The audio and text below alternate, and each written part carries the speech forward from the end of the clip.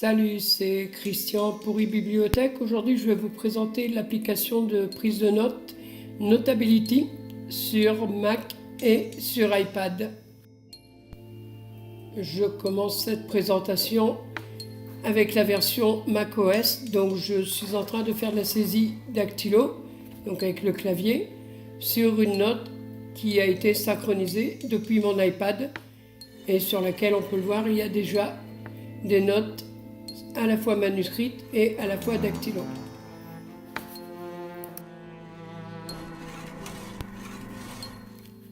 J'utilise en ce moment le feutre pour surligner une saisie précédente. Je vois que je peux choisir la couleur, qu'il s'agisse du feutre ou du crayon, ainsi que l'épaisseur du trait. Alors là, je suis en train de saisir en utilisant le trackpad de mon Mac. Et on le voit, c'est un peu laborieux. L'écriture transcrite n'est pas tip-top.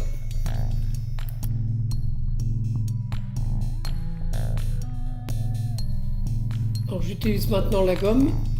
Elle, par contre, à la différence du stylo et du surligneur, on ne peut pas ni régler la taille. Mais elle va me servir à n'effacer que les saisies manuscrites et les dessins. En aucun cas, on va pouvoir utiliser la gomme pour effacer de la saisie dactylo. Pour la saisie au clavier, je peux choisir bien entendu la police parmi celles installées sur mon Mac, la couleur de l'écriture, ainsi que la taille de la police. Donc on voit que la saisie se fait comme sur n'importe quelle application de prise de notes.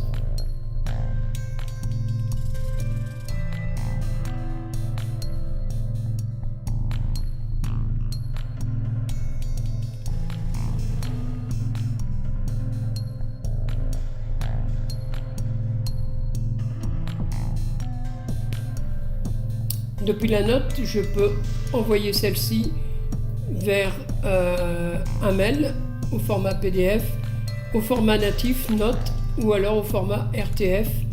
Donc je peux l'envoyer par mail, mais également par message ou l'enregistrer en local.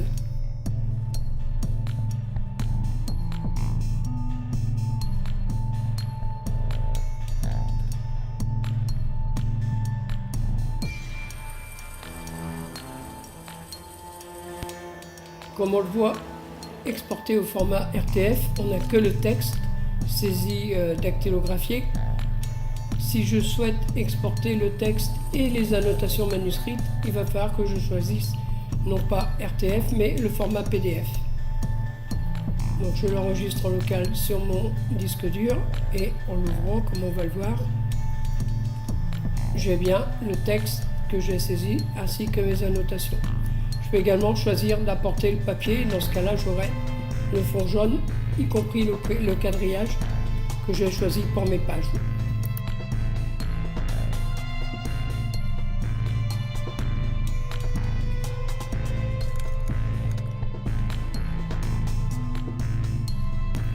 J'ai donc là choisi l'option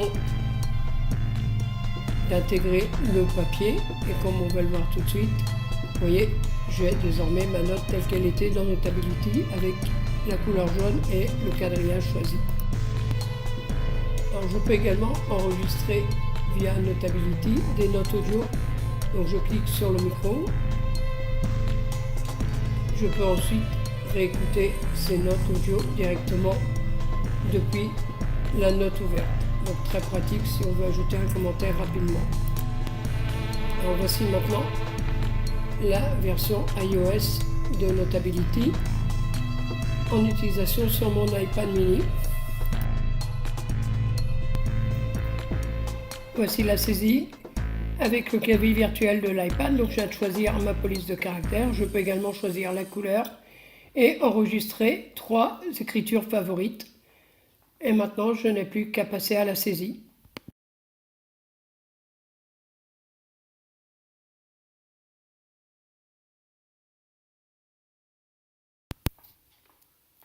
Pour la saisie manuscrite, je peux utiliser une zone de saisie qui me permet d'écrire de façon beaucoup plus confortable avec une écriture de bonne taille, mais qui, une fois sur la feuille, sera beaucoup plus petite. Donc ça facilite grandement la saisie avec le doigt ou avec un stylet.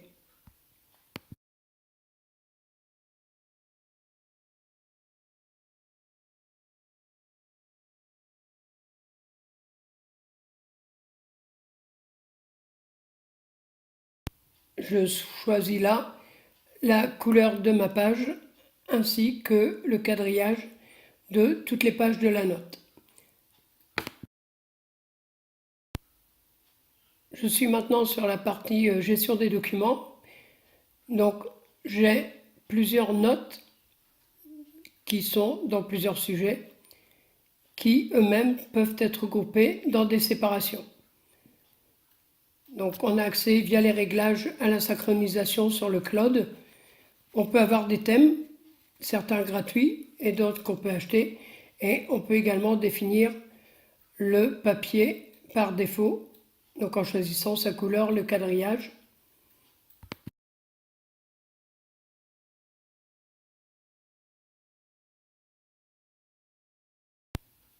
On peut également insérer sur une note Notability du contenu multimédia, notamment des formes géographiques.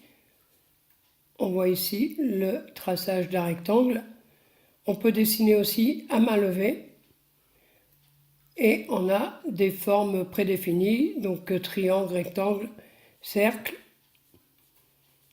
Ce schéma-là, une fois qu'on l'aura terminé, on l'insérera directement dans la note, où il pourra être dimensionné et il en fera partie, mais comme d'un élément complètement séparé par rapport au reste de la saisie manuscrite sur la note.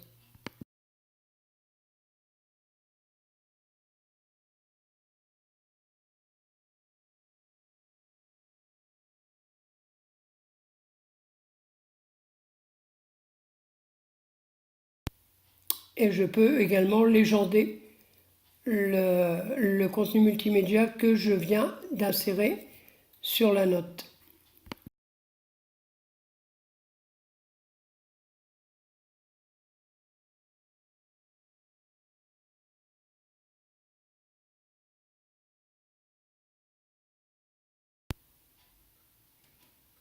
Je peux également insérer une ou plusieurs photos. Voilà, c'était donc la présentation de l'appli de prise de notes Notability qui existe donc sur iOS et pour macOS X. J'espère que vous avez aimé et je vous dis à bientôt.